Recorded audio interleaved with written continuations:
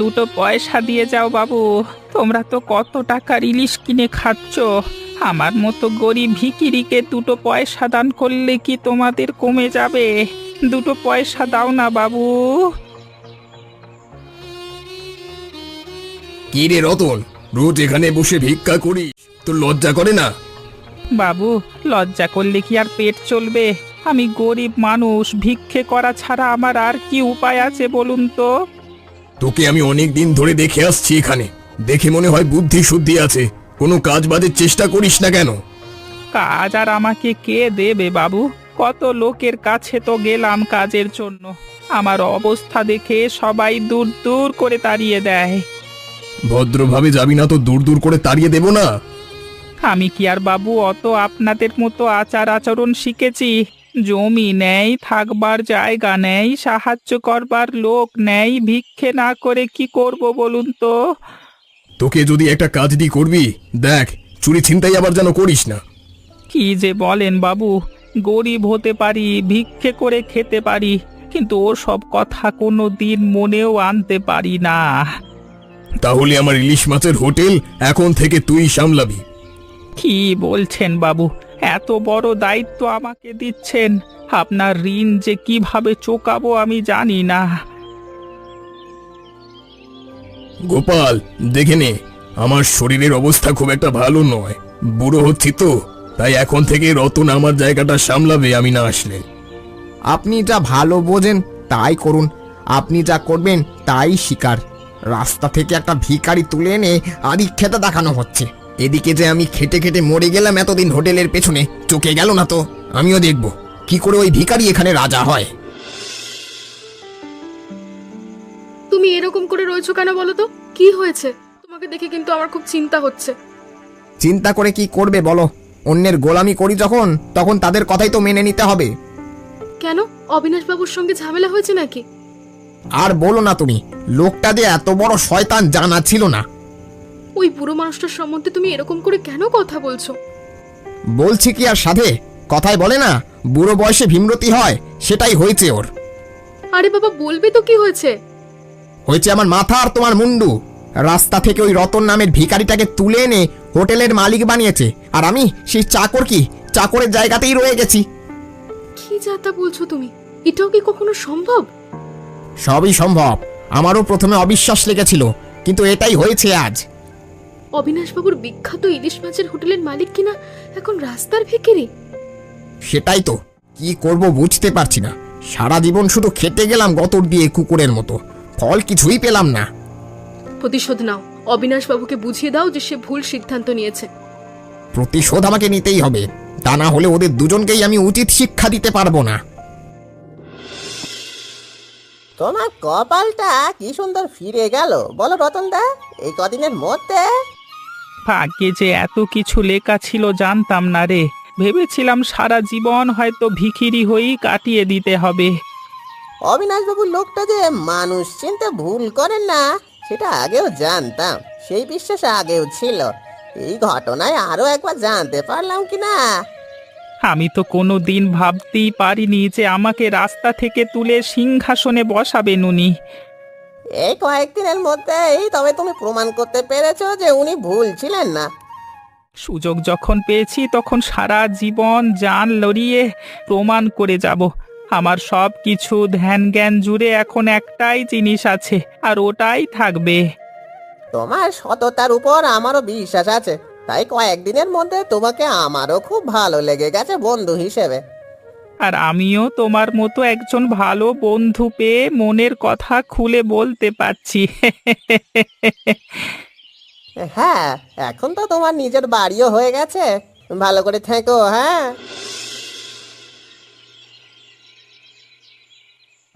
বিপদ হয়ে গেছে রতনদা। কি হয়েছে? আরে উঠে আয়, বল আমাকে। এই আমি এইমাত্র হরিপদ বাবুর বাড়ি থেকে আসছি, প্রচন্ড শরীর খারাপ ওনার। মানেটা কি? এই তো দেখে এলাম সুস্থ স্বাভাবিক মানুষ, কালকে তো হোটেলেও এলেন। আর আজ সকালবেলা যখন আমি হোটেল গিয়ে দেখলাম উনি আসেননি, তখন বাড়িতে খোঁজ নিতে গিয়ে দেখলাম এই অবস্থা। এদিকে তুমিও আসনি। আমি তো এই বেরুবো বলেই প্রস্তুত হচ্ছি। আজ আর হোটেলে গিয়ে কাজ নেই, হোটেল ঠিক সামলে যাবে। হ্যাঁ তাড়াতাড়ি চলো, কিন্তু কিভাবে এরকম হলো কিছু জানো? আমি কিছু জানি না গো, বয়স্ক মানুষ হয়তো সেজন্যই। ঠিক আছে, অত ভাবাভাবি করে লাভ নেই। চলো, আগে মানুষটা একা থাকে, আমাদের পাশে গিয়ে দাঁড়ানো একান্ত প্রয়োজন।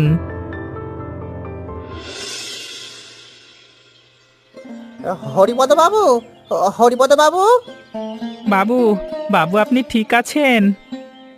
এখান থেকে চেঁচিয়ে কিছু হবে না রতনদা, চলো আমরা ভিতরে যাই।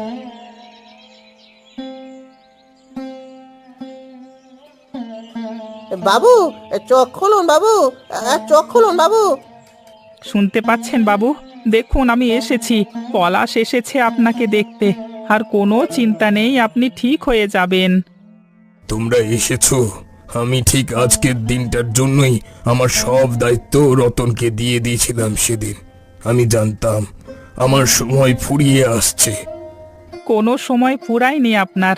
আপনি আমাকে রাস্তা থেকে রাজা বানিয়েছেন, আর আমি আপনাকে এভাবে চলে যেতে দেব না। আপনার কিছু হবে না, আপনি সাহস রাখুন। আমি না থাকলে আমার হোটেলটাকে দেখো একটু, বড় কষ্ট করে বানিয়েছিলাম ওটা। বাবু, আপনার যোগ্য উত্তরসূরি রতন।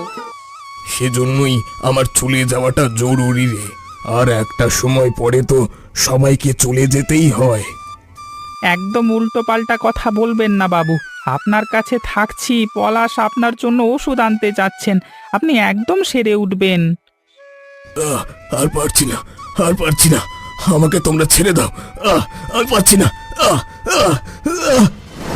এ বাবা, আমাদের কি বড় ক্ষতি হয়ে গেল যে আমাকে রাস্তা থেকে তুলে এনে এত বড় স্থান দিল, সেই মানুষটা আজকে এভাবে চলে গেল। আমি কিছুতেই মানতে পারছি না। মনে হচ্ছে আজ মাথার উপর থেকে একটা ছাতা চলে গেল। যবে থেকে এই হোটেলে কাজ করতে গিয়েছি তবে থেকে ওই মানুষটা আমাকে একটু একটু করে এত বড় করেছেন, আর চোখের সামনে মানুষটা চলে গেল, মেনে নিতে পারছি না। এবার থেকে সব দায়িত্ব সামলাতে হবে আমাদের। অনেক বড় দায়িত্বের বোঝা কাঁধে চাপিয়ে দিয়ে গেলেন। হায় হায় হায় হায় হায়। আজকের বাজারটাও ঠিক করে করতে পারলাম না রতনদা। রোজ হোটেলে যা আয় হয় তার থেকে ব্যয় অনেক বেশি। কিভাবে সংকুলান দেব কিছুই ভেবে পাচ্ছি না। ভেবে তো কিছু আমিও পাচ্ছি না গো, তবে একটা জিনিস বুঝতে পারছি, যেভাবে হোক আমরা যদি এই পরিস্থিতি থেকে বেরোতে না পারি তাহলে হোটেল বন্ধ হয়ে যাবে। ভালো খাবার দিতে পারছি না বলে কয়েকদিন ধরে লোকের সংখ্যাও কমে গেছে। তাছাড়া অবিনাশ বাবুর টানে অনেক লোক আসতেন, সবাই ওর ব্যবহারে খুব পছন্দ করতেন ওনাকে। উনি চলে যাবার পর তারাও আর আসতে চাইছেন না। দেখো, যদি আমরা ভালো খাবার খাওয়াই তাহলে সবাই ফিরে আসবে, কিন্তু সেই ভালো খাবারটাই খাওয়ানো আমাদের পক্ষে আর সম্ভব হচ্ছে না। তারপর আমার আরো একটা জায়গায় গন্ডগোল মনে হচ্ছে। কি গন্ডগোল? হঠাৎ করে যেন খরচা অনেক বেড়ে গেছে। আগে লাভ লোকসান সব মিলেমিশে হতো, কিন্তু অবিনাশ বাবু চলে যাবার পর থেকে লাভের মুখ আর দেখতেই পাচ্ছি না আমরা। বুঝতে পারছি না কোথা থেকে কি হয়ে যাচ্ছে। আসলে বাবু যখন ছিলেন তখন সবাই ভয় করতেন বাবুকে, আর এখন যে যা পারছে তাই করছে। কেউ তো আর আমাদের কথা শুনবে না। তাহলে এই অবস্থায় কি উপায়? অবিনাশ বাবুর জমানো টাকার সন্ধান বা হদিশ যদি পাওয়া যেত তাহলে একটা উপায় হতো, তাহলে অন্তত কিছুদিন হোটেলটা চালিয়ে যাওয়া যেত। কিন্তু সেটা যদি না পাওয়া যায় তো তাহলে খুব মুশকিল হয়ে যাবে। তোমাদের কি মনে হয় কোথায় আছে সেই টাকা? আমার কোনো আন্দাজ নেই। দেখো, টাকা যদি পাওয়া যায় তাও তো সেটা নিয়ে আর কতদিন। ব্যবসা চালাতে গেলে ব্যবসা থেকে লাভ আমাদের করতেই হবে। সেটাই তো বুঝতে পারছি না কিভাবে করব। তোমার মাথায় যদি কোনো বুদ্ধি থাকে তাহলে বলো। আমিও তো কিছু বুঝতে পারছি না, তবে দুজনে মিলে ভেবেচিন্তে একটা উপায় ঠিকই বের করতে হবে। আপনারা শান্ত হন, আপনারা বোঝার চেষ্টা করুন একটু। কোনো কিছু বুঝতে চাই না আমরা। এগুলো কি বাদরামো শুরু হয়েছে নাকি? অবিনাশ বাবু চলে যাওয়ার পর তো স্বপ্নের জিনিস নিয়ে এরকম নেকামো ছ্যাবলা মারানো হচ্ছে। দেখুন, অবিনাশবাবু আমাদের হাতে বিশ্বাস করে দায়িত্ব দিয়ে গেছেন। একটু সমস্যার মধ্যে আছি। উনি হঠাৎ করে চলে যাওয়ার পর তবে আপনারা যদি পাশে থাকেন তবে খুব তাড়াতাড়ি আমরা ঘুরে দাঁড়াবো। তোমাদেরকে ঘুরিয়ে ঠেঙানো উচিত। নেক্কা, আমরা সারাদিন খাটাখাটনি করে একটু আশা করে এখানে খেতে আসি, আর এসে দেখছি এখানে কোনো খাবার নেই, যা আছে সব পচা বাসি খাবার। এই খাবার খেয়ে মরবো নাকি আমরা? মরবো? ওই খাবার আমরা ফেলে দেব, ওই খাবার তো আপনাদের দেওয়া হচ্ছে না। দেওয়া হচ্ছে না মানে কি? দেওয়া হচ্ছে না মানেটা কি? তাহলে ভালো খাবার কই? আমাদের কি খাবার দেওয়া হবে না? হ্যাঁ, আমাদেরকে তাহলে এইসব খাবার দেওয়া হবে কি? হ্যাঁ, দয়া করে আপনারা এরকম চেঁচামেচি করবেন না। আজকে না হোক 2 দিন পর থেকে আমরা ভালো খাবার পরিবেশন করব। তোমরা ওই দুদিনের ভরসায় বসে থাকো নেক্কা। আমরা আর কোনোদিন তোমাদের হোটেলের ছায়াও মারাবো না। চলে আসো সবাই, যত সব। দাঁড়ান দাঁড়ান দাঁড়ান, আপনারা এইভাবে চলে যাবেন না, দয়া করে আমাদের কথাটা শুনুন। আমাকে আমাকে 2 পয়সায় ভিক্ষা দাও, আমার যে পেটে খাওয়ার কিচ্ছু নেই। তোমরা দয়া করো, আমাকে 2 টাকা দান করে যাও বাবুরা।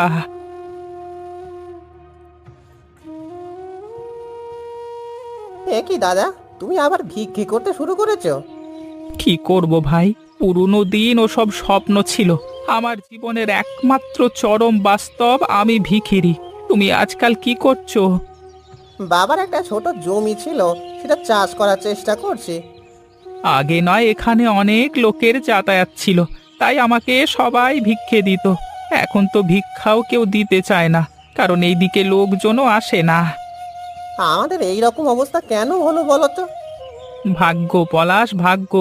যে কপালে কষ্ট লিখা নিয়ে জন্মেছে তাকে তো কষ্ট করতেই হবে। কষ্ট ছাড়া কি কোনো কিছু সমাধান হয়? আর কিসের সমাধান চাইবো আমরা?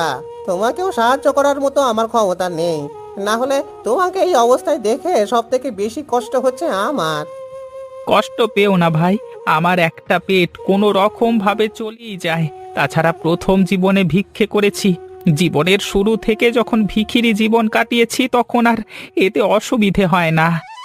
তবে এরকম জীবন আমি তোমাকে বেশি দিন কাটাতে দেব না। থাক, আর মিথ্যে স্বপ্ন দেখিও না, আর মিথ্যে স্বপ্ন দেখতে ভালো লাগে না। তুমি আমার ওপর বিশ্বাস করো তো রতনদা? তোমার উপরে বিশ্বাস করি, কিন্তু বিশ্বাস করি না নিজের ভাগ্যের ওপর। যদি আমার ভাগ্য ভালোই হতো তবে সব কিছু পেয়েও হারালাম কেন? বিশ্বাস হারিও না, দেখবে একদিন সব কিছু আবার ফিরে পাবে তুমি। যদি পাই তবে একা পাবো না, তোমাকেও সঙ্গে থাকতে হবে। দেখা যাক। এবারে একটু মাথাটা কাজে লাগাও। কেন, কি হয়েছে? কতদিন আর মাটির ঘরে পড়ে থাকবে? উপরওয়ালা যে সুযোগটা দিচ্ছে সেই সুযোগটা কাজে লাগাতে হবে তো, নাকি? কোন সুযোগের কথা বলছো তুমি? এই যে বুড়োটা মারা গেল, তারপর ওরা চালাতে না পেরে হোটেলটা বন্ধ হয়ে গেল। এরপর ওটা জোর জবরদস্তি করে দখল করে ওখানে কিছু একটা করো। দাঁড়াও, ওখানে একটা মাংসের দোকান করব। মাংসের হোটেল আমাদের গ্রামে তো নেই, তাই ভাত আর মাংসের হোটেল খুব ভালো চলবে। তবে বুদ্ধিটা তুমি আগে লাগাবে তো। এতদিন ধরে তো শুনে কানের মাথা আমার পচে গেল যে অবিনাশ বুড়ো রাস্তা থেকে তুলে একটা ভিখিরিকে মালিক বানিয়েছে। এদিকে বুড়ো চলে গিয়ে হোটেল বন্ধ হয়ে গেল, আর তুমি এখানে নাকে সর্ষের তেল দিয়ে ঘুমোচ্ছ। একদম মাথা থেকে বেরিয়ে গেছিল ব্যাপারটা।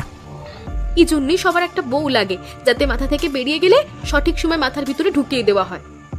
মাঝে মাঝে ভাবি, তুমি যদি আমার পাশে না থাকতে তাহলে আমার কি যে দশা হতো। থাক, সেটা আর বলতে হবে না। যেটা বললাম সেটা করো, তাহলেই হবে সব। তুমি দেখে যেও, 2 দিনের মধ্যেই আমি যদি সবকিছু পরিবর্তন করতে না পারি তাহলে আমার নামও গোপাল নয়। দেখা যাক। বাহ বাহ, সুস্বাদু খাবার হয়েছে। আবার কোনোদিন হোটেল কেউ খুলতে পারবে এটা তো ভাবতেই পারিনি। দেখেছো, বলেছিলাম না সবাই আমাদের পাশে এসে দাঁড়াবে, আমাদের হোটেলের ব্যবসা চলতে বাধ্য। এই জন্যই বলে ভিখারিদের দিয়ে কোনো কাজ হবার নয়। তুমি যদি আমায় সেই রাতে বুদ্ধিটা না দিতে তাহলে কোনোদিন হতো না। হ্যাঁ, সারা জীবন আমরা ওই কুঁড়ে ঘরেই পড়ে থাকতাম আর ফ্যান ভাত খেতে খেতে মালিক হওয়ার স্বপ্ন দেখতাম। তাহলে স্বপ্ন আমাদের পূরণ হলো, কি বলো? এবারে আমাদের বাকি বড় লোক হওয়া। বাড়িটা করে এই গ্রামের সব থেকে প্রতিপত্তিশালী লোক হয়ে উঠতে হবে আমাদের। এতদিন গরিব বলে আমাদের কেউ পাত্তা দিত না, এবার আমাদের দেখে সবাই ভয় করে চলবে। ব্যবসায় কি করে লাভ করতে হয় তা তো তোমার জানাই আছে ভালো করে। ওসব সততা ফততা ভিখারিদের কাজ। সততা দেখে তো সব বন্ধ করে দিল। এবারে আমরা শুধু ব্যবসা বুঝবো আর টাকা বুঝবো। লোকেদের কি খাওয়াবো সেটা তো আমরা জানি। হ্যাঁ, যেমন আজ করেছি তেমনই প্রতিদিন বাজারে গিয়ে সব থেকে পচা আর সস্তা জিনিস কিনে এনে খাওয়াবো সবাইকে, আর দাম নেব দ্বিগুণ। হ্যাঁ, দেখবে আমাদের বড়লোক হওয়া থেকে আটকায় কে। ঠিক এই কথাটাই আমিও তোমাকে বলতে চাইছিলাম। যাই হোক, জেনে খুশি হলাম যে তোমার মাথাটাও কাজ করছে আজকাল। এরকম একটা বুদ্ধিমতী বউয়ের সঙ্গে থাকলে মাথা কাজ করবে না? আহা, কি যে বলো। ঠিক আছে, অনেক হয়েছে। ওদিকে যাও, অনেক লোক অপেক্ষা করছে, ওদিকে খাবার দাও। হ্যাঁ চলো, লোকেদের খুশি রাখতে পারলে ওরা আবার ফিরে আসবে। এভাবেই আমাদেরকে চালিয়ে যেতে হবে। আর কদিন পর ওই ভিখারিটাকে রাস্তা থেকে দূর করে দেবে একেবারে।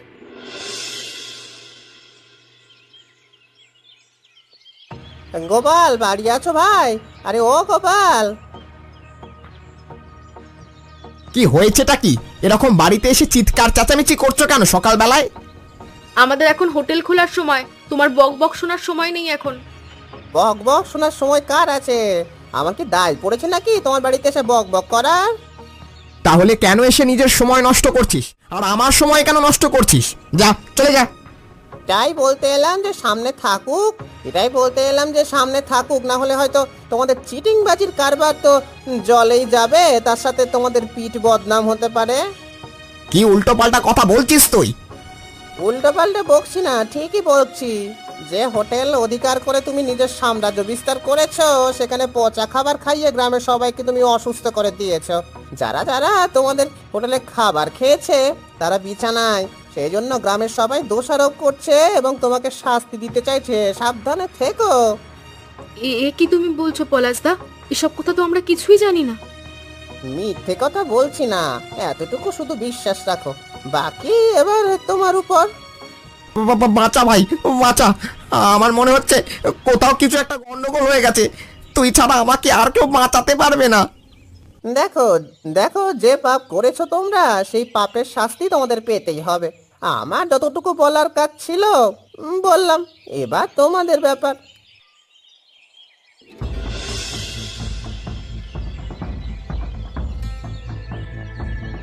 অনেক ভুল করেছি দাদা, এবারের মতো ক্ষমা করে দাও। কি ভুল করেছো আর কি ক্ষমা করব? আমি ক্ষমা করবার কে? গ্রামের সবাই মারতে চাইছে আমাকে, আমাকে বাঁচাও। কিন্তু আমি কিভাবে বাঁচাবো তোমাকে? আমি আজ নিজের মুখে সব ভুল স্বীকার করছি। অবিনাশবাবু মারা যাওয়ার পর হোটেল থেকে চিটিংবাজি করে টাকা আমি সরাতাম, আর সেজন্যই ব্যবসাটা বন্ধ হয়ে গেছে। আর ব্যবসা বন্ধ হওয়ার পর আমি যে মাংসের ব্যবসা খুলেছিলাম, তাতে পচা খাবার খাইয়ে সবার শরীর খারাপ হয়েছে। এখন বুঝতেই তো পারছো। তুমি কি চাও আমার কাছে তাহলে? অবিনাশ বাবুর স্বপ্নের হোটেলটা এত বড় ক্ষতি করে এখন আমার কাছ থেকে কি আশা করো? দেখো, ভুল তো মানুষ মাত্রই হয়। আর তাছাড়া যদি তুমি আজ ক্ষমা না করো, তাহলে হয়তো অবিনাশবাবুর ব্যর্থ হয়ে যাওয়ার স্বপ্নটা আবার কোনোদিন পূরণ হবে না। মানে কি বলতে চাইছো? আমি ঠিক করেছি, পাপের প্রায়শ্চিত্ত হিসেবে যা টাকা আমি অসৎ পথে উপার্জন করেছি, সব টাকা দিয়ে অবিনাশবাবুর নামে আবার ইলিশ মাছের হোটেল খুলতে চাই, এবং সেই হোটেলের দায়িত্ব নেবে তুমি। কি বলছো কি? আমি একজন ভিখিরি মানুষ, আমি আর কোথায় এত বড় হোটেলের দায়িত্ব নেব? তোমাকে নিতে হবে রতনদা, না হলে আমি মরেও শান্তি পাবো না। আর অবিনাশবাবু তো সেটাই চেয়েছিলেন। ঠিক আছে, মানুষের একবার ভুল ক্ষমা করে দেওয়া যায়। আর অবিনাশবাবু যখন চেয়েছিলেন, তখন অবিনাশবাবুর স্বপ্ন পূরণের জন্য আমি আরও একবার রাজি আছি। তবে পলাশকেও দায়িত্ব দিতে হবে, আমি একা করব না। ভাবাই যায়নি কোনোদিন আবার অবিনাশবাবুর নামে ইলিশের হোটেল খোলা হবে গ্রামে। বাহ, খুব খুশি হয়েছে আমরা। রান্নার স্বাদও সে আগের মতো সাধু সাধু। আমরা আবার আগের মতো সবাই আসবো, হোটেলে খাবো। সত্যি কোনোদিন ভাবতে পারিনি যে আবার আমরা ফিরে আসবো এখানে। বলেছিলাম না রতনদা তোমাকে, জীবনে যত কষ্টই হোক একদিন ঘুরে দাঁড়ানোর সুযোগ আসবেই আসবে। সত্যি ভাই, তোমার কথাটাই সত্যি হলো। তোমরা আমাকে সবাই ক্ষমা করে দিও, আজকে আমার জন্যই এত ঝামেলা হয়েছে। মূলত আমার লোভের কারণেই এত গন্ডগোল হয়েছে, তাই আমি সবার আগে ক্ষমা চেয়ে নিচ্ছি। ভুল তো মানুষ মাত্রই হয়, ভুল যখন হয়েছে তখন সেখান থেকে শিক্ষা নিয়ে এগোনো উচিত। আমি নিজের প্রায়শ্চিত্ত করব এই হোটেলের সমস্ত রান্নার দায়িত্ব নিয়ে। আরে ওসব পুরনো কথা ছাড়ো, এবার থেকে আমরা সবাই মিলে একসাথে হোটেল চালাবো। এবং সেটাই অবিনাশ বাবুকে দেওয়া আমাদের সেরা উপহার হবে।